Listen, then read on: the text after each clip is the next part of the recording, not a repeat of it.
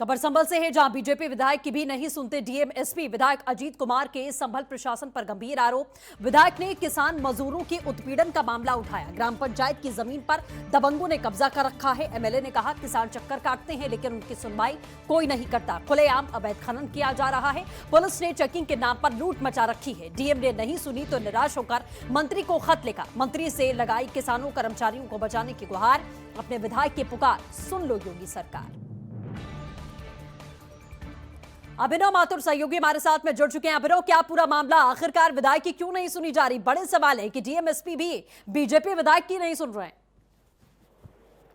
देखिए, बिल्कुल मैं आपको बता दूं कि संभल में जिस तरीके से गुन्नौर विधानसभा सीट से जो कि भाजपा के विधायक है अजीत कुमार राजू यादव, उन्होंने पहले भी जो है अपनी ही सरकार में रहते हुए जिले के जो है डीएम एसपी समेत जो तमाम अधिकारी हैं विभागों के, उन पर गंभीर आरोप लगाए। लेकिन एक बार फिर अब भाजपा विधायक ने अपनी सरकार में रहते हुए जिले के डीएम एसपी के साथ ही जो तमाम विभाग है, जो क्या नाम है, जो विभागों के कई अधिकारी हैं, उन पर बेहद गंभीर आरोप लगाए हैं। भाजपा विधायक के आरोप है कि कहीं ना कहीं शौचालयों में जो है कहीं ना कहीं धांधली जो है की जा रही है। जो अवैध पट्टे हैं वो गलत तरीके से जो है लोगों को जो है दिए जा रहे हैं। इसी के साथ जो पार्टी के जो कार्यकर्ता है उनके साथ बेहद गलत रवैया जो है पुलिस प्रशासन का जो है उनके साथ है। और इन्हीं बातों को, इन्हीं आरोपों के साथ जो है कल जब ये भाजपा विधायक ने जो शिकायती पत्र सौंपा वो प्रभारी मंत्री बलदेव सिंह औलख को सौंपा है। और जो तमाम उसमें भाजपा के जिले के जो बड़े नेता थे, चाहे वो पूर्व जिलाध्यक्ष राजेश सिंघल हो, चाहे वो जो वो मौजूदा चेयरमैन है अखिलेश अग्रवाल वो हो, चाहे पूर्व चेयरमैन राजेश शंकर। ठीक है, बिल्कुल। अभिनव बने रहे हमारे साथ में। अजीत कुमार जी विधायक हमारे साथ खुद जुड़ चुके हैं। अजीत जी, आपका बहुत स्वागत है R9 टीवी पर। जिस तरीके से पूरा मामला निकलकर सामने आया, आपने खत भी लिखा है, आपने जाहिर तौर पर अपील की है। हमारे सहयोगी अभिनव हमारे साथ में बने हुए हैं, वो आपसे कुछ सवाल लेंगे। अभिनव, आप सवाल पूछिए।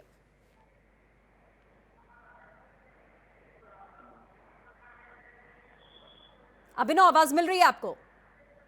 जी बिल्कुल बिल्कुल। अजीत जी हमारे साथ में जुड़े हुए हैं, आप उनसे सवाल पूछ सकते हैं। जी, देखिए विधायक जी हमारे साथ जो है विधायक जी किस तरीके के जो है आपके आरोप जो प्रभारी मंत्री बलदेव सिंह औलख के सामने आपने जो किस तरीके से बात रखी, जरा बताएंगे जो आज जो है कि किस तरीके के आपके जो आरोप जो भाजपा के जो विधायकों पर जो लगे हुए हैं? देखिए ऐसा है। हेलो, नमस्कार जी, बोलिए सर। जी, कि हमारी सरकार जो धानों का रेट दे रही है, धान का रेट दे रही है किसानों के लिए 1880 रुपये, लेकिन यहाँ पर कोई भी केंद्र नहीं है जहाँ पर के 1880 रुपये का रेट किसानों को मिल रहा हो। तो ये समस्या हमारे क्षेत्र में ही नहीं बल्कि पूरे जनपद में है। पहली समस्या तो यह है। आपको आवाज आ रही है हमारी? जी जी, बोलिए सर।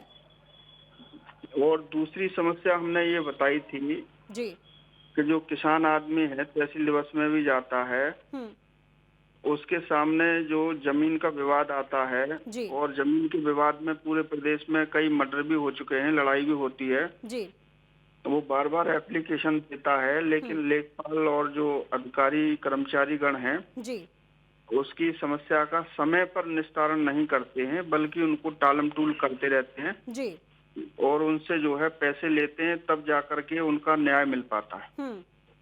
जबकि सरकार का स्पष्ट निर्देश है कि उनको तुरंत तत्काल रूप से उनका समस्या का समाधान किया जाए, जी लेकिन उसका समस्या का समाधान न करके उनको जो है उलझाया जाता है। इस प्रकार से गांव के चक्रोट हैं, तालाब हैं, ग्राम समाज की जमीनें हैं, उन पर अवैध निर्माण और कब्जे कर रखे हैं।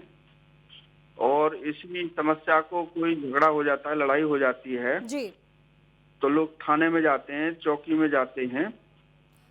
बिल्कुल। तो अजीत जी देखिए, आपकी बात हम लगातार सरकार तक पहुंचाने की कोशिश कर रहे हैं। करोड़ों लोग इस समय आपको देख पा रहे हैं, प्रदेश की जनता, सभी लोग इस समय आपको देख रहे हैं। और अगर आप हमारे माध्यम से क्या अपील इस समय करना चाहते हैं? जैसा आपने कहा कि सरकार लगातार जीरो टॉलरेंस की नीति पर काम करती है, सरकार की तरफ से स्पष्ट आदेश है कि तत्काल प्रभाव से कार्रवाई की जाए। R9 टीवी के माध्यम से आखिरकार आप क्या कुछ अपील अपनी सरकार से करना चाहते हैं सर? तो हमारी जो समस्या है वो हम बता रहे हैं जी।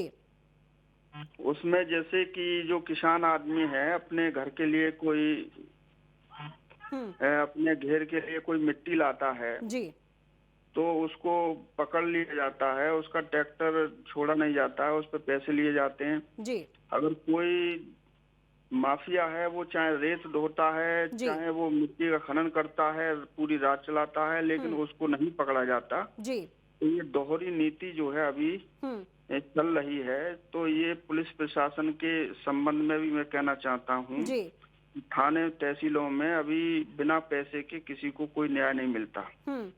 यही कारण है कि जिसकी वजह से झगड़ा हो रहा है जी और क्राइम भी बढ़ रहा है। और ये सारी चीजें जब तक जो है जी सख्त निर्देश इन लोगों पर, जब तक इनकी जिम्मेदारी निश्चित नहीं की जाएगी, अगर किसी भी घटना में वो वहां पर जो इंचार्ज है उसकी जी जिम्मेदारी निश्चित नहीं की जाएगी, तब तक इसका समाधान नहीं होगा। जी और जो भी जमीनों का है, जमीनों के संबंध में भी उनकी जो भी अधिकारी कर्मचारी हैं उनकी जिम्मेदारी निश्चित की जाए, जी उनके खिलाफ सख्त कार्रवाई होनी चाहिए, इसकी मांग हम कर रहे हैं।